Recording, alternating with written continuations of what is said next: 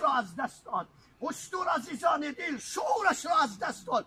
اشتر با زبان حال میگفت خدایا دیگر این دنیای ظلمت و مصیبت و تاریکی را نمیخواهم. دنیا بدون محمد و رسول الله برای من تاریک است. دنیا ترک میخواهم. هر چه زودتر جان مرا قبض بفرما و مرا به محمد و رسول الله صلی الله علیه و سلم وصل بفرما. اشتر قسوا این دنیا را طلاق گفت. خدا فورا جانش را گرفت. اون اشتر روز قیامت در صف محمد و رسول الله حشر میشد، نشر میشد. جوانی از غلام، نوجوانی از غلام. ریش سفیدان محترم، عیب و ننگ است که ما بی نماز باشیم. عیب و ننگ است که در خانه ما شراب باشد. عیب و ننگ است که در مغازه های ما شراب باشد. عیب و ننگ است که جوان ما بنگ و چرس و افیون مواد مخدر را استفاده میکند. ایمان بیاره که روز قیامت از اشتر پستر نباشه.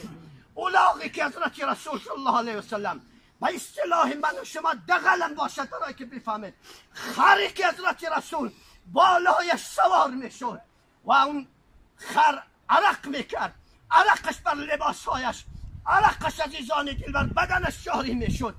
وقتی که خر شنید که محمد رسول الله دنیای فانی را ودا گفته است، با ملاقات خدای رؤوف و مهربان رسیپار شد. خر عزیزان دل عقلش، شعورش را، حسش را عزیزان دل از دست داد. گفت خدایا از این دنیای ظلمت و مصیبت و تاریکی هر چی زودتر مرا به دنیای محمد و رسول الله صلی الله علیه و سلم وصل بفرما. دنیا را بدون محمد نمیخواهم. دنیا بدون محمد برای من تاریک است. بعد از محمد زندگی دیگر نمیخواهم. زندگی برای من تلخ و ناگوار است. زندگی مرا با محمد و رسول الله صلی الله علیه و سلم وصل بفرما. خر الاغ عزیزان دل با امر الهی جان به جان آفرین تسلیم کرد. روز قیامت این الاغ در صف محمد و رسول الله حشر میشد، نشر میشد. نگویید که مولوی نگفت، نگویید که مولوی ما را در دنیا خبر نکرد. خودتون میگویید که مطابق آیه یا لیتنی کنت ترابا، خدایا کاش که ما را حیوان می آفریدی، خدایا کاش که ما را مار می آفریدی، کاش که ما را اشتر و الاغ خلق می کردی.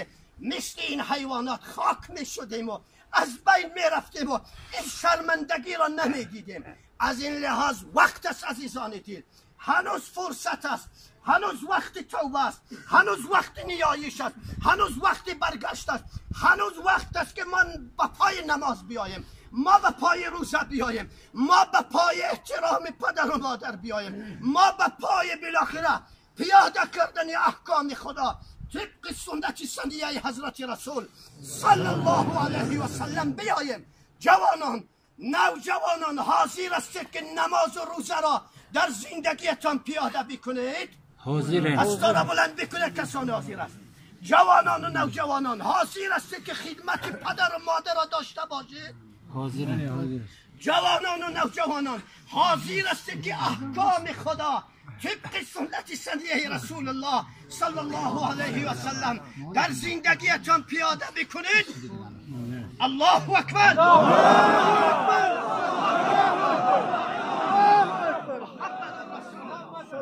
مسلمان زنده باشید. از ذکر الله، از سبحان الله، الحمدلله، لا اله الا الله، الله اکبر، سبحان الله نترسید. از الله بترسید عزیزان دل. ملاک ترس فقط او هست. دو چشمی زیبا کی داد؟ الله. دو گوشی شنوا کی داد؟ الله.